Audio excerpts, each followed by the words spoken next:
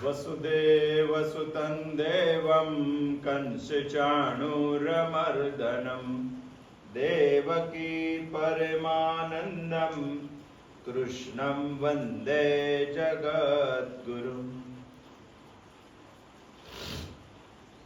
શ્રાદ્ધના દિવસો ચાલી રહ્યા છે. શ્રાદ્ધનો આમ સાદો અર્થ કરીએ તો શ્રદ્ધાથી સ્મરણ. કોનું સ્મરણ? આપણા થઈ ગયેલા પૂર્વજોનું શ્રદ્ધાથી સ્મરણ. આ દ્રષ્ટિથી જોઈએ તો 5000 વર્ષ પહેલા થઈ ગયેલા કોઈ વિશિષ્ટ વ્યક્તિત્વ પણ આપણો પૂર્વજ જ છે. એને પણ શ્રદ્ધાથી સ્મરણ કરવો પડે જોઈએ. ટૂંકમાં કૃષ્ણ ભગવાનને પણ શ્રદ્ધાથી સ્મરણ કરવું છે. કૃષ્ણ ભગવાનનું શ્રદ્ધાથી સ્મરણ એટલે કૃષ્ણના વિચારોનું શ્રદ્ધાથી સ્મરણ કરવું જોઈએ. અને આપણે ગીતા ચિંતન શૃંખલામાં ભગવાનના વિચારો, શ્રીમદ ભગવદ્ ગીતા જે આપણા માટે છે એનું સ્મરણ કરીએ છીએ. એ જ સાચું શ્રાદ્ધ છે. એ મુજબ જીવવાનો પ્રયત્ન કરીએ છીએ. એ જ સાચું તર્પણ છે. ભગવાને હમણાં જ આપણને 66મા શ્લોકમાં કીધું, ગયા સોમવારે આપણે જોતા હતા. અને એ શ્લોક સાંભળ્યા પછી તરત આપણને એવું થાય કે મારે સુખી થવું છે. પણ ભગવાને એક શરત મૂકી દીધી. બહુ સુંદર અનુસંધાન છે 66મા શ્લોકને અને 67મા શ્લોકને. આપણે આ વાત સાંભળ્યા પછી આપણને કમસે કમ એટલું લાગી ગયું કે ભગવાન મારે સુખી થવું છે. પરંતુ સુખી થવા માટે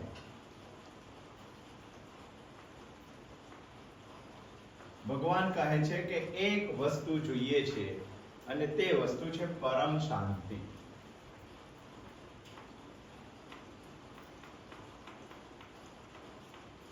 શાંતિ વગર આ દુનિયામાં સુખ શક્ય નથી. માણસ દોર કરી શકે સુખનો, પણ શાંતિ તો જોઈએ. શાંતિ વગર સુખ શક્ય નથી. શાંતિ એટલે બહારની શાંતિની ભગવાન વાત નથી કરતા, અંતઃ શાંતિની વાત કરે છે. પણ શાંતિ પણ ક્યાંથી મળે? અંતઃ શાંતિ પણ ક્યાંથી મળે? ભગવાન એવું કહે છે કે ભાવના હોય તો અંતઃ શાંતિ. ભાવનાનો અર્થ આપણે કર્યો તો ઈશ્વર પરાયણ, પ્રેમ અને સમર્પણ, શરણાગતિ. આ બધું જ જો ભેગું કરતા કર્મયોગ અને ભક્તિ યોગ, આ બધું જ જો ભેગું કરીએ એવી એક ભાવના જોઈએ. પરંતુ તે ભાવના પણ ઊભી કરવા માટે માણસ પાસે બુદ્ધિ,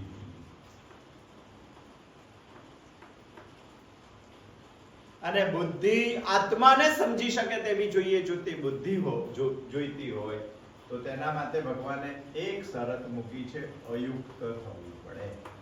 અયુક્ત મતલબ ભગવાન સાથે જોડાવવું પડે. પ્રશ્ન અહીંયા એવો ઉભો થાય કે જોડાવવું છે એનાથી? મનથી જોડાઈ શકાય. આ બધા જ મુદ્દા આપણે ચર્ચા કરીશું. પણ જોડાવવાની વાત આ બીજા અધ્યાયના સ્થિત પ્રજ્ઞ દર્શનમાં ભગવાન સંહરણ દ્વારા કરે છે.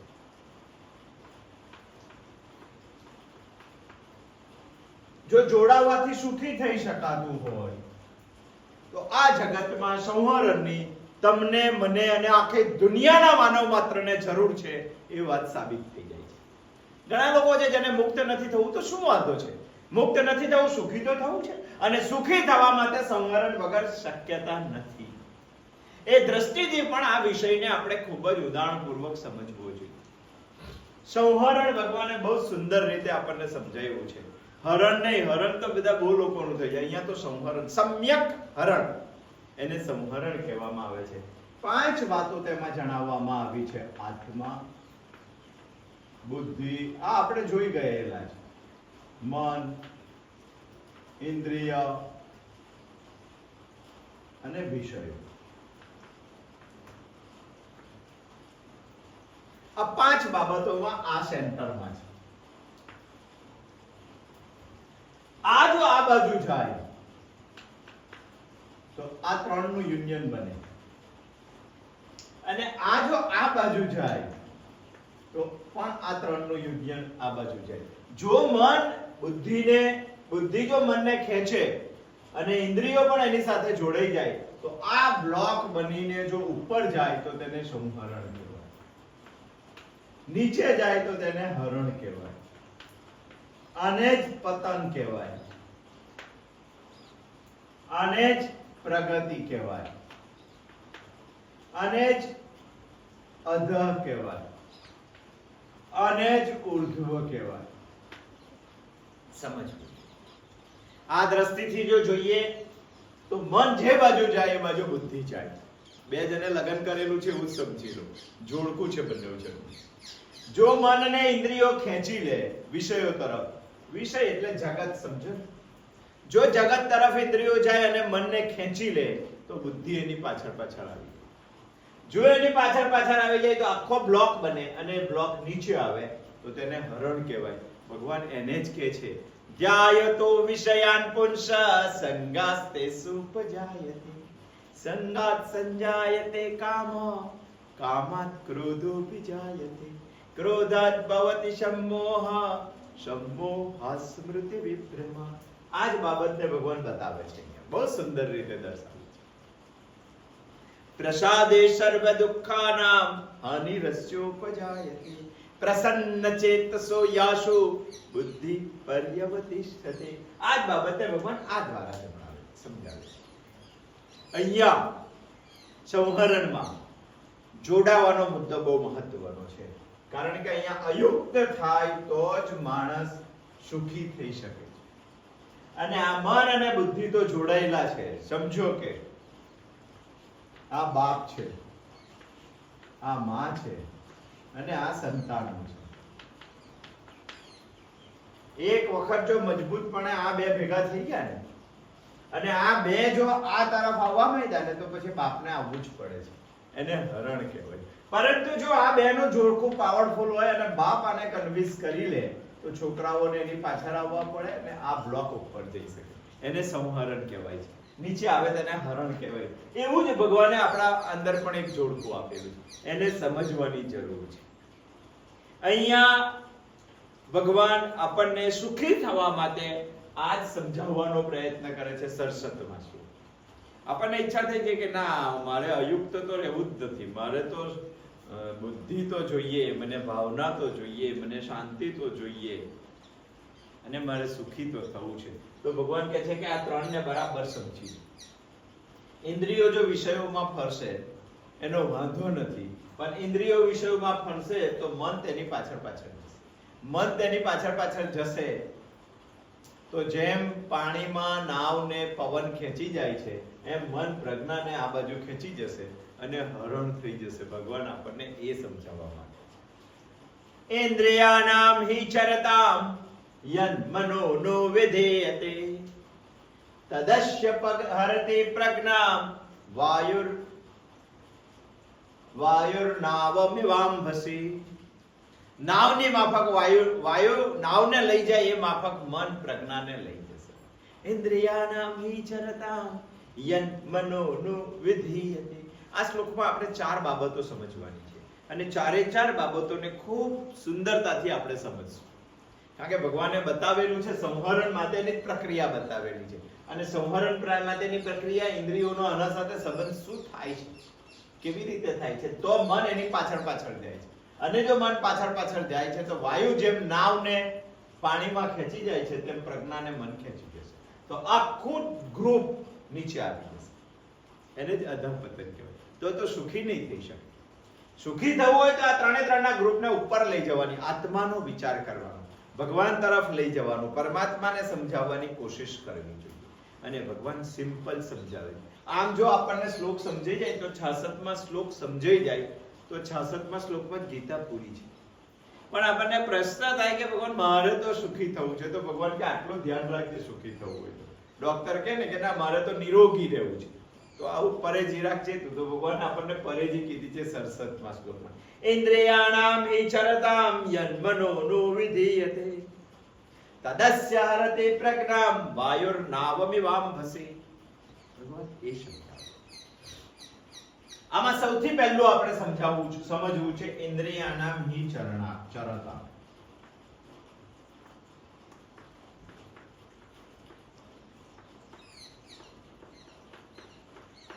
આ અંતરો સૌથી પહેલા આપણે સમજવાની કોશિશ. અહીંયા ભગવાને શબ્દ મૂકેલો છે. આ ઇન્દ્રિયોને તો આપણે સમજી શકીએ અને અહીંયા મૂક્યો છે શબ્દ ચરતામ. ચરતામ શબ્દ મૂક્યો છે। અહીંયા કશુંક ભગવાન લુપ્ત કરીને આપણને કંઈક કહેવા માંગે છે, બાકી ચરતામ શબ્દ ના મૂકે। અને ચરતામ શબ્દ મૂક્યો એટલે આપણે બરાબર સમજવું છે આ આખા વાક્યને। ઇન્દ્રિયાણામ હિ ચરતામ, ચરતી શબ્દ પરથી શબ્દ બનેલો છે ચરતામ। ચર ધાતુ પરથી શબ્દ બનેલો છે ચરતી, અને ચર ધાતુનો અર્થ જો કરવાનું માંગીએ, આ શબ્દ પ્રમાણે આનો જો અર્થ કરવા માંગીએ તો ગતિ લક્ષણયો, આમાં ગતિ દર્શાવવામાં આવેલી છે, ગતિનું લક્ષણ બતાવવામાં આવેલું, અને ગતિ લક્ષણયો જો બતાવવામાં આવ્યું છે એના ઉપરથી શબ્દ વાપરેલો છે ચરતી। ચરતી શબ્દ કોઈ માણસ માટે વપરાતો નથી, વપરાય છે? ભરતભાઈ ચરતી, મગનભાઈ ચરતી, છગનભાઈ ચરતી એવું વપરાય છે? તો ચરતી કોના માટે વપરાય છે? ચરતીનો બીજો અર્થ એવો પણ થાય છે ખાવું। કરશનભાઈ ભાત ચડે છે એવું કહેવાય, ગાય ઘાસ ચરે છે આ શબ્દ બરાબર છે, ભેંસ સૂકું ઘાસ ચરે છે, મોહનલાલ લાપસી ચડે છે આવું કહેવાય? તો ભગવાન અહીંયા ચરતી શબ્દ શા માટે મૂક્યો? ઇન્દ્રિયો મારી છે, મારા વિશે વાત કરવાની છે, જો મારા વિશે વાત કરવાની હોય તો અહીંયા ચરતી શબ્દ ના ચાલે। ચરતી શબ્દ આપણે બધાએ કાન પકડીને માનવા જેવી વાત છે કે ચરતી શબ્દ પશુ માટે વપરાય છે, માનવ માટે ચરતી શબ્દ વપરાતો નથી। અહીંયા માણસની ઇન્દ્રિયોની વાત છે, અને માણસની ઇન્દ્રિયોની વાત છે, છતાંય ભગવાને ચરતામ શબ્દ વાપર્યો છે। ઇન્દ્રિયાણામ હિ ચરતામ, બધી ઇન્દ્રિયો ચરે છે, ફરે છે કે ખાય છે જે પોતે, પણ એ શબ્દ માણસ માટે નથી, માટે અહીંયા કંઈક લુપ્તોપમા સમાયેલી હોય એવું લાગે। લુપ્ત ઉપમા, ઇન્દ્રિયોને પશુની ઉપમા આપવાની છે એવું આપણને થોડું ઘણું ધ્યાનમાં આવે છે, કારણ કે ચર શબ્દ ઉપરથી પશુ બને છે, અને પશુનો નિર્દેશ કરવા માટે અહીંયા ચરતી શબ્દ વપરાયો હોય એવું લાગે, ચરતામ શબ્દ વપરાયો હોય એવું લાગે। એનો મતલબ બીજો અર્થ એવો થાય કે ઇન્દ્રિયો અને પશુ બંને સમાન છે। હા, સમાન છે, અને સમાનતા બતાવવા માટે જ અહીંયા ભગવાને ચરતામ શબ્દ વાપરેલો છે। બહુ વિચારવા જેવું શબ્દ છે। ભગવાન આપણને સંવરણ સમજાવે છે, સંવરણમાં સૌથી પહેલી આ બાબત સમજાવે છે કે આને તું બરાબર સમજી લે, કારણ કે તારે સુખી થવું છે, અને તારે સુખી થવું હોય તો આખી યાત્રા અહીંયા સુધી કરવી પડે। યુક્ત શબ્દ, હા, અયુક્ત નહીં। અયુક્ત તો ભગવાને કીધેલું છે, યુક્ત થવું પડે, તારે અહીંયા સુધી જવાનું છે। જો અહીંયા સુધી જવાનું હોય તો આને બરાબર સમજવું પડશે। ઇન્દ્રિયાણામ હિ ચરતામ, ચરે છે, અને પશુ સાથે આપણા શાસ્ત્રોમાં ઇન્દ્રિયોને સરખાવેલી છે। ઇન્દ્રિયો માટે એક શબ્દ છે ગો, એના પરથી જ ભગવાનનું નામ બનેલું છે ગોવિંદ। ઇન્દ્રિયોને પ્રકાશનાર, કેટલો સુંદર શબ્દ છે। એટલે એક વાત તો આપણે માનવી જ પડે કે ઇન્દ્રિયો અને પશુ આ બેમાં સમાનતા છે। આપણે એ પણ શોધી લેવું જોઈએ કે કઈ કઈ બાબતોના લીધે ઇન્દ્રિયોને પશુ કહેવામાં આવે છે। જો ઇન્દ્રિયોને પશુ કહેવામાં આવતા હોય તો મારે પછી આ શ્લોકની બીજી સ્ટૂપ પણ સમજવી પડે। પહેલું ચરણ આપણે સમજીએ છીએ, ઇન્દ્રિયાણામ હિ ચરતામ, ઇન્દ્રિયો ચરે છે, ભગવાને તો સ્પષ્ટ કહી દીધું, અને ચરે છે શબ્દ તો પશુ માટે જ હોય, ગાય ચરે, ભેંસ ચરે, ગધેડો ચરે, ઘોડો ચરે, તો એ તો પશુ છે। પશુ કેવી રીતે કીધી ઇન્દ્રિયોને તમે? તો તેના મુદ્દા આપણે જોઈ લઈએ। ચાલો, પહેલી બાબત છે અસ્થિરતા। ચરવામાં, પશુમાં ક્યારેય સ્થિરતા હોતી નથી। ચોમાસામાં તો ખસ જ, તમારા પાસે ગાય કે ભેંસ હોય તો ચોમાસામાં તેને ચડાવવા માટે લઈ જજો। અહીંયા લીલું ઘાસ દેશે તો અહીં મોડું મારશે, ત્યાં મોડું મારશે, ત્યાં મોડું ચાલ્યા જ કરશે।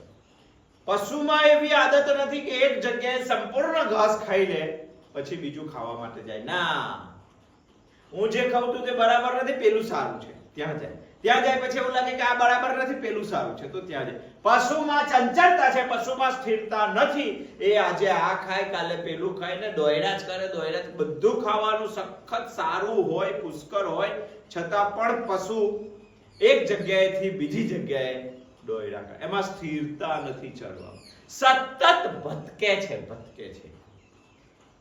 આ દ્રષ્ટિથી જોઈએ તો ઇન્દ્રિયોમાં પણ એક વસ્તુ છોડીને બીજી વસ્તુમાં ચડવાની આદત છે. કોઈ પણ વસ્તુમાં સ્થિર રહેવાની તેનામાં આદત નથી. દિવસે માણસ જાગે ને રાત્રે સૂઈ જાય ત્યાં સુધી ઇન્દ્રિયો ભટકા કરે છે. અને એટલા માટે ભગવાન અહીંયા શબ્દ વાપર્યો છે ચરતામ. ઇન્દ્રિયો પશુ જેવી જ છે, અને પશુ જેવી એટલા માટે કહી શકાય કે આ એક ગુણ ઇન્દ્રિય અને પશુમાં સમાન છે. ચરતામ. તમે જમવા બેસો તો જમવું એક્ચ્યુઅલી શું છે? પેટમાં ભૂખ લાગી છે, પૂરી થવી જોઈએ. એકલા ભાતથી પણ જમી શકાય છે, પણ આપણને ખબર છે કે ભાત મારી ઇન્દ્રિયોને મોળો લાગશે, એટલે અંદર થોડી દાળ જોઈશે. અને દાળ પણ મારી ઇન્દ્રિયોને મરચું, મીઠું, ગોળ, આમલી આ બધું રાખેલી હોય તેવી છે. મરચું, મીઠું, ગોળ નાખેલી દાળ જોઈએ. દાળ અને ભાતથી પણ પેટ ભરી જ શકાય છે, પૂરતા પૌષ્ટિક તત્વો તેમાંથી મળી જ રહે છે. પણ આપણને એવું લાગે કે દાળ અને ભાત બધું ખાય તો સાથે શાક હોય તો સારું. કોઈ પણ જાતની સબ્જી માણસ સાથે બનાવે છે, દાળ ભાત શાક. પણ શાક બનાવ્યા પછી એવું લાગે છે કે રોટલી હોય તો સારું. દાળ ભાત શાક રોટલી, અને આટલી વસ્તુ હોય તો એવું લાગે કે એકાદ મિષ્ટાન હોય તો સારું. અને આટલું બધું થાળીમાં આવી જાય પછી એવું લાગે કે થાળીમાં અથાણું ના હોય તો મજા ના આવે. આ બધું શું છે? ઇન્દ્રિયને અહીંયા ચડવાની આદત નથી પડી, માટે બીજામાં જાય, બીજામાં નથી, ત્રીજામાં જાય, ત્રીજામાં. અરે 10 આઈટમો થાળીમાં મૂકવા માટે એક જ કારણ છે કે આપણે ઇન્દ્રિયોને ભટકવાની આદત છે. કોઈ એક સ્વાદમાં સ્થિર નથી. એવું બધામાં છે, એવું પશુઓમાં છે, અને એવું ઇન્દ્રિયોમાં પણ છે. આ દ્રષ્ટિથી જોઈએ તો ભગવાને બરાબર શબ્દ વાપર્યો છે ચરતા. આપણે અત્યારે એટલું જ સાબિત કરીએ છીએ કે મારી ઇન્દ્રિયો પશુ જેવી છે. ઇન્દ્રિયાનામ હિ ચરતા. બીજો મુદ્દો, પશુઓમાં હંમેશા અસંતોષ હોય છે.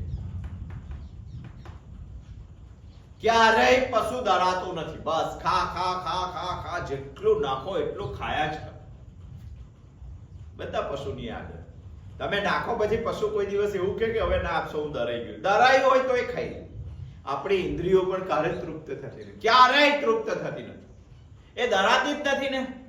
થાળી ભરીને ખાઈ લે, ઉલટી થાય ત્યાં સુધી ખાયા કરે, તૃપ્તિ નથી. પશુમાં ને આપણી ઇન્દ્રિયોમાં સમાન છે. પંચતંત્રમાં એક વાર્તા છે.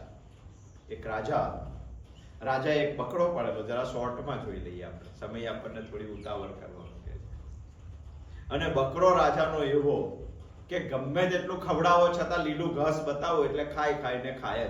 રાજાએ નગરમાં જાહેરાત કરી કે જે આ બકરાને લઈ જશે 12 કલાક તેની સાથે રાખવાનો, જે ખવડાવવું હોય તે ખવડાવે, પછી મારા પાસે લાવવાનો.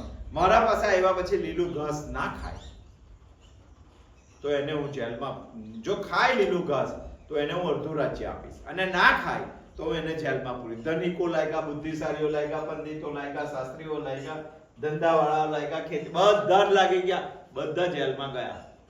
કાજુ બદામ ને પિસ્તા ખવડાવે તો બકરો આવ્યા પછી રાજાના હાથમાંનું લીલું ઘાસ ખાઈને ખાય. એક ગરીબ માણસ આવ્યો, રાજાએ કીધું ભાઈ બધા બહુ જેલમાં ગયા છે, તું વધારાનો ના જતો, હવે મૂકી દે. તો કે નહીં રાજાજી, મને આપો, હું એક પ્રયોગ કરું. 12 કલાક લઈ ગયો બકરાને, એને ઉલટું કર્યું, એને ખવડાવ્યું નહીં. બધા બહુ જ ખવડાવતા હતા કે ડરાઈ જાય તો પછી ઘાસ ખાય.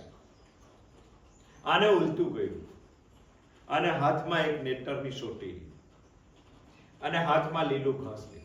બપોર સુધી તો બકરાને 6 કલાક તો કઈ ખવડાવ્યું છે, અને લીલું ઘાસ રાજા જે ધરતો હતો એવું આ માણસે ધર્યું. એટલે બકરો ખાવા માટે આવ્યો એટલે એના મોઢા ઉપર એક નેટરની સોટી મારી, બકરાને વાગી. બીજી વખત, ત્રીજી વખત, ચોથી વખત, 7 વખત આવ્યો, 7 વખત એને નેટરની સોટી મારી. બકરાના મગજમાં એક સ્ટ્રાઇક થઈ ગયું કે ભાઈ ઘાસ ખાવા જાય તો સોટી વાગે છે. આખો દિવસ ભૂખો રહ્યો, ખવડાવ્યું નહીં પેલા માણસ. સાંજે રાજા પાસે લઈ ગયો. રાજાએ લીલું ઘાસ કર્યું, પેલા માણસે સોટી મારી નહીં પણ હાથમાં ખાલી સોટી પકડી રાખી. બકરાને લીલું ઘાસ દેખાય ને એટલે પેલાના હાથમાં નેટરની સોટી દેખાય. ઘાસ ના ખાતું બકરા, અડધું રાજ્ય બની ગયું. રાજા બની ગયો ગરીબ માણસ. આપણને પણ ભગવાને રાજા બનવા માટેના શસ્ત્રો આપેલા છે, પણ તે શસ્ત્રોને આપણે ક્યારેય ધંધા રૂપી સોટી રૂપી સંયમ શીખવાડેલો નથી. અને તે છે આપણી ઇન્દ્રિયો. એક છે બકરો, એક છે પશુ, એમાં ક્યારેય સંતોષ નથી. સંતોષનું માણસે શિક્ષણ આપવું પડે, અને સંતોષ નથી માટે જ ભગવાને અહીંયા શબ્દ વાપર્યો છે ચરતામ. ઇન્દ્રિયાનામ હિ ચરતામ. ઇન્દ્રિય પશુ જ છે એવું ભગવાન કહેવા માંગે છે. ત્રીજો, પશુ હંમેશા અધકચરું ખાય છે. તમે નાખો ને એટલું એક વખત બીજું કોઈ પશુ ખાઈ જશે એવી બીકે બધું સાત અધકચરું પૂરું ચાવે ના શરીરમાં ઉતારી, અને ઉતાર્યા પછી જ્યારે નવડું બેસે ત્યારે અંદરથી ફરી પાછું બહાર કાઢે, અને એમાંથી ફરી પાછો સ્વાદ લે, અને એને પાછું ચાવીને અંદર ઉતારે. આને કહેવાય વાગોરવાની સિસ્ટમ. મારી ઇન્દ્રિયોમાં પણ વાગોરવાની સિસ્ટમ છે. જ્યારે કઈ જરૂર ત્યારે ફટાફટ આખો દિવસ ભટકીને બધા વિષયો ચિત્તરૂપી પેટમાં ભરી દે છે, અને હાંજે આવીને નવડું પડે ને, બેસો ને તમે, ત્યારે તે ચિત્તરૂપી પેટમાંથી બધું એક પછી એક બહાર કાઢે અને વાગોરે ને એનો નવો ટેસ્ટ આવે. તમે મેળામાં ગયા હોય ને જે જોયું હોય, ઘેર આવીને વળી પાછા એ બધું વાગોરવાનું. તમે ફિલ્મ જોવા ગયા હોય ને 3 કલાક મજા માણી હોય, ઘેર આવીને ફરી પાછું વાગોરવાનું ને એનો મજા લેવાની. આને કહેવાય છે વાગોરવાનું.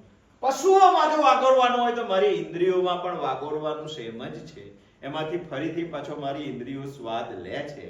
10 વર્ષ પહેલા મુંબઈ ગયા હોય ને આજે એ વિચારને યાદ કરવો હોય ને તો માણસ એને બી બહાર કાઢીને ફરી પાછો નવો ટેસ્ટ લે છે. આને કહેવાય છે વાગોરવાનું. અને ઇન્દ્રિયોમાં છે. અને જો આ ઇન્દ્રિયોમાં હોય તો ભગવાને બરાબર શબ્દ વાપરેલો છે ચરતા. પશુ ગમે તેટલું સારું હોય પણ તેના પર સંપૂર્ણ વિશ્વાસ રખાય ના. ભલે મારી ગાય અને ભેંસ હોય, ભલે મારો બળદ હોય, મારા સિવાય ખાતો ના હોય, પણ ક્યારે ભેટી મારી દે એનું કશું નક્કી ના કહેવાય. એને ગુસ્સો આવે તો એ કરી પણ ના. પશુ ગમે તેટલું સારું હોય પણ તેના પર સંપૂર્ણ વિશ્વાસ રખાય ના. એનાથી તો સાવધાન રહેવું જ પડે. એમ ઇન્દ્રિયો ગમે તેટલી સારી હોય તો વિશ્વાસ ના રખાય, છુટ્ટી ના મુકાય. અને એ બાબત પશુ અને ઇન્દ્રિયોમાં સરખી છે માટે ભગવાન અહીંયા શબ્દ વાપર્યો છે ચરતામ. પાંચમી પણ થોડીક સામ્યતા. પાંચમી સામ્યતા એ છે કે પશુને સંપૂર્ણ સુધારવું શક્ય નથી.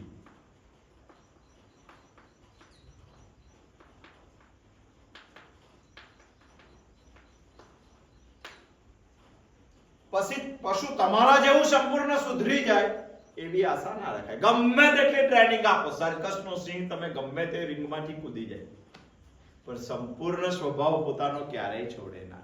હાથીને તમે ટ્રેનિંગ આપો તો બોલ બેટ રમી નાખે, પણ સંપૂર્ણ સ્વભાવ પોતાનો ક્યારેય છોડે ના. સંપૂર્ણ સુધારવાનું શક્ય નથી, છતાંય ટ્રેનિંગ આપો તો થોડું ઘણું સુધારી શકાય છે. મહેનત કરો તો થોડું ઘણું સુધારી શકાય છે. ઇન્દ્રિયોનું પણ એવું જ છે. સંપૂર્ણ સુધારવી શક્ય નથી, પણ તેની પાછળ જો મહેનત કરો તો ઇન્દ્રિયો પાસેથી પણ થોડી ઘણી સુધારવાની અપેક્ષા રાખી શકાય. કાળજી રાખવી. તમે પશુઓની વચ્ચે રહેતા, અને આ બાબત સમાન છે પશુ અને ઇન્દ્રિયોની વચ્ચે, માટે ભગવાન અહીંયા શબ્દ વાપર્યો છે ચરતા. પશુ અને ઇન્દ્રિયો વચ્ચે બીજી પણ એક બાબત સમાન છે. છઠ્ઠી બાબત, તમે પશુઓની વચ્ચે રહેતા હોય તો સાવધાન રહેવાની જરૂર છે. તો તમે ઇન્દ્રિયોની વચ્ચે રહેતા હોય ને તોય સાવધાન રહેવાની જરૂર છે. પશુઓની વચ્ચે માણસ ક્યારે ઊંઘી ના શકે, સાવધાન તો રહે જ.